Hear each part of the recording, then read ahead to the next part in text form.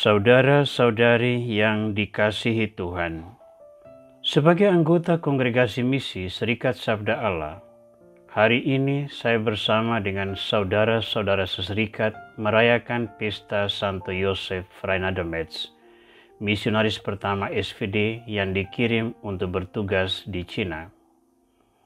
Santo Yosef Freinademetz adalah seorang imam projo yang oleh uskupnya diizinkan untuk bergabung dengan SVD agar menjadi misionaris.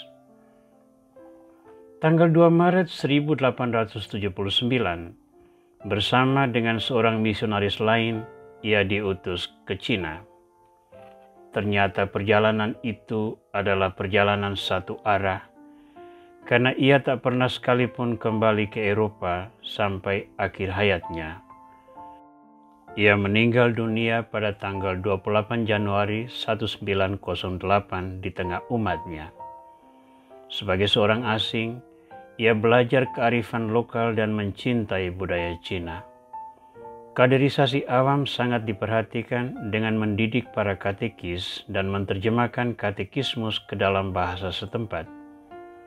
Ia menjalin relasi akrab dengan tokoh-tokoh formal dan informal masyarakat, memakai pakaian bergaya Cina, dan memperhatikan tradisi-tradisi lokal dalam mempromosikan devosi-devosi khas gereja Katolik. Kecintaannya pada orang dan budaya Cina terungkap dalam kalimatnya ini. Saya mencintai Cina dan orang-orang Cina.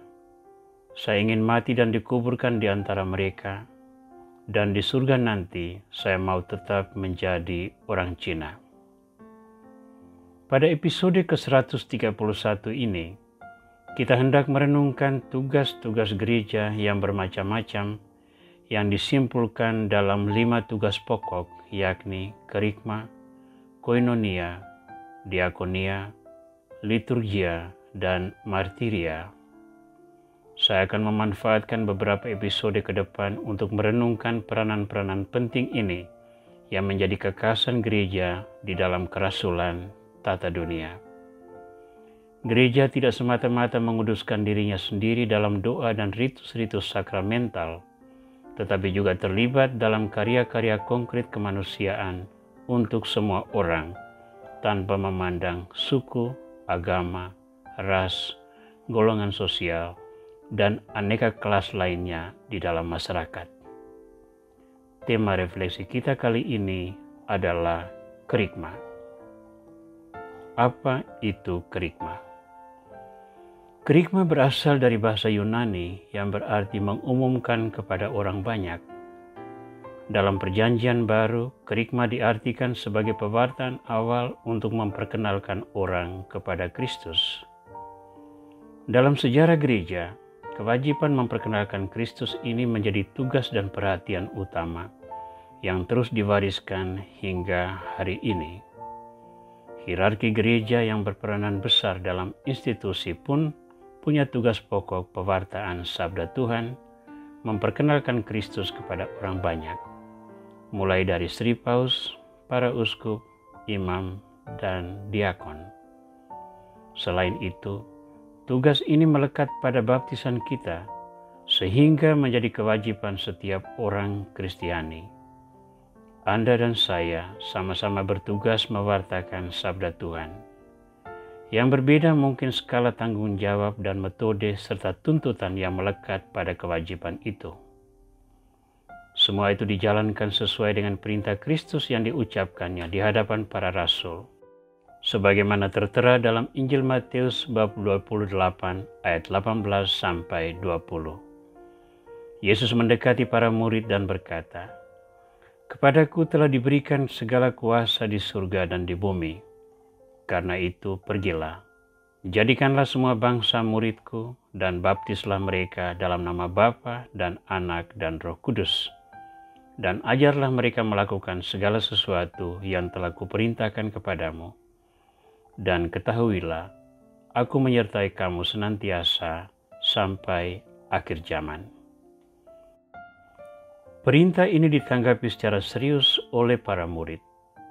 Pasca kenaikan Yesus ke surga, mereka semua berkumpul di ruang atas dan menyiapkan diri untuk tugas besar dari Yesus Kristus tersebut. Di dalam Kisah Para Rasul bab 1 ayat 13 dan 14 tergambar suasana doa komunitas tersebut. Setelah mereka tiba di kota, naiklah mereka ke ruang atas tempat mereka menumpang. Mereka itu adalah Petrus dan Yohanes, Yakobus dan Andreas, Filipus dan Thomas, Bartolomeus dan Matius, Yakobus bin Alfeus dan Simon orang Selot, dan Yudas bin Yakobus. Mereka semua bertekun dengan sehati dalam doa bersama-sama dengan beberapa perempuan serta Maria ibu Yesus dan dengan saudara-saudara Yesus. Para rasul, Maria bunda Yesus, saudara-saudara Yesus, dan sejumlah murid dan perempuan lain bertekun dalam doa menantikan kedatangan Roh Kudus. Saya memandang peristiwa ini sebagai proses konsolidasi diri sebagai komunitas apostolik. Mereka semua disatukan oleh Yesus menjadi satu keluarga karena iman. Sekarang sebagai satu keluarga, mereka mewartakan karunia ini kepada orang banyak sebagai satu tanda kehendak Allah yang ingin menghimpun semua bangsa di bawah satu atap, yakni kerajaan Allah. Pasca Pentakosta, para rasul sungguh memusatkan perhatian pada tanggung jawab utama tersebut. Prioritas mereka ini tetap mereka tekankan ketika himpunan jemaat perdana mulai disibukkan dengan urusan-urusan praktis seperti soal makanan sehari-hari. Peristiwa pemilihan 7 orang diakon untuk mengambil alih tanggung jawab pelayanan meja menjadi ilustrasi perhatian para rasul pada tugas kerikma. Kisah Para Rasul bab 6 ayat 1-7 menampilkan gambaran tersebut. Pada masa itu, ketika jumlah murid makin bertambah, timbullah sungut-sungut di antara orang-orang Yahudi yang berbahasa Yunani terhadap orang-orang Ibrani, karena pembagian kepada janda-janda mereka diabaikan dalam pelayanan sehari-hari. Berhubung dengan itu, ke-12 rasul itu memanggil semua murid berkumpul dan berkata, "Kami tidak merasa puas karena kami melalaikan firman Allah untuk melayani meja. Karena itu saudara-saudara, pilihlah 7 orang dari antaramu yang terkenal baik dan yang penuh roh dan hikmat, supaya kami mengangkat mereka untuk tugas itu dan supaya kami sendiri dapat memusatkan perhatian dalam doa dan pelayanan firman." Usul itu diterima baik oleh seluruh jemaat, lalu mereka memilih Stefanus, seorang yang penuh iman dan Roh Kudus, dan Filipus, Prokorus, Nikanor, Timon, Parmenas, dan Nikolaus, seorang penganut agama Yahudi dari Antioquia. Mereka itu dihadapkan kepada para rasul, lalu rasul-rasul itu pun berdoa dan meletakkan tangan di atas mereka. Firman Allah makin tersebar, dan jumlah murid di Yerusalem makin bertambah banyak. Juga sejumlah besar iman menyerahkan diri dan percaya. Saudara, tugas pewartaan ini menjadi tanggung jawab kita semua hingga hari ini. Anda dan saya berpartisipasi dalam kewajiban yang sama, memperkenalkan Yesus kepada sesama.